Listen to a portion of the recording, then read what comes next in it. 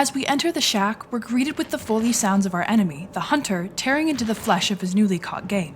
It comes in on the right and is far off, but becomes closer as you sneak behind the hunter, creating a sense of realism, immersing the player in the game.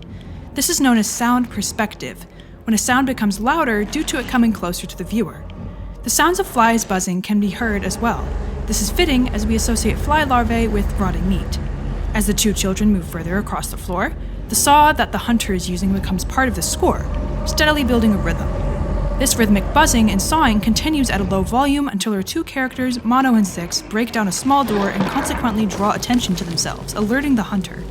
We can safely assume that the score gradually shifts from diegetic in the exhibition of this chase scene to non-diegetic at the end. Since it wouldn't make sense for the flies to be building up a percussive beat like this, the characters wouldn't hear it, so it's non-diegetic. As the hunter turns his head, a metallic clanking is rung out as a sound effect, separate from the score. This breaks up the ambience of the flies buzzing and the saw cutting, snapping the audience back into the action, demanding attention. Not only that, but it's a sharp contrast to the otherwise related sounds we hear. Buzzing flies and cutting saws are somewhat linked, but clanking metal seems so foreign in the soundscape thus far. Now, once the two kids are out the door and rolling through a pile of muck, the track immediately kicks into high gear, pumping out a bass-heavy, constant beat. Have a listen.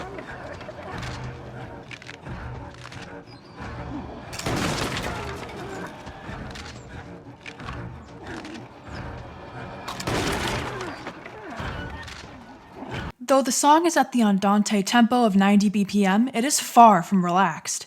There is a complete lack of silence throughout the entire time the hunter is pursuing Mono and Six. This grabs at the audience's attention, giving them zero time to catch their bearings or their breath. Tobias Lilja's use of the flies buzzing transitioning into the double bass spiccato is actually kind of genius.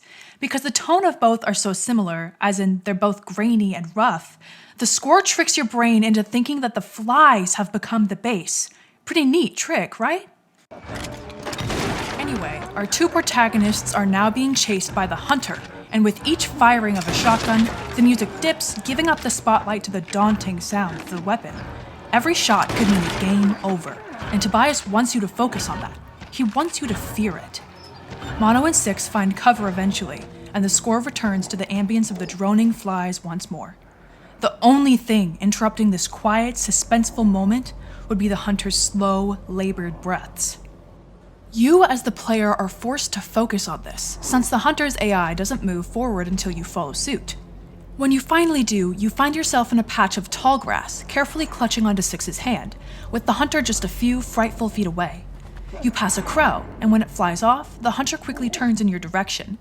Mono's heartbeat is added to the soundscape after another one of those strange metallic sound effects. This, once again, is a sudden and abrupt break from the soft, almost lulling tune of the flies. As an audience member, you can truly feel the intensity of the scene.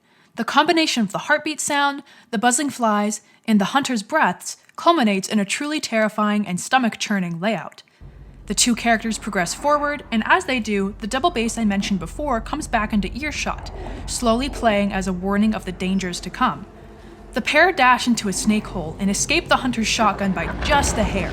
The shotgun firing can also count as a sound bridge since it bridges the chase scene into the foxhole scene. The metallic sound we heard twice before now rings out a third time as the hunter tries to shoot the player. This has now become synonymous with the hunter, becoming his motif. And that marks the end of the Little Nightmares 2 demo.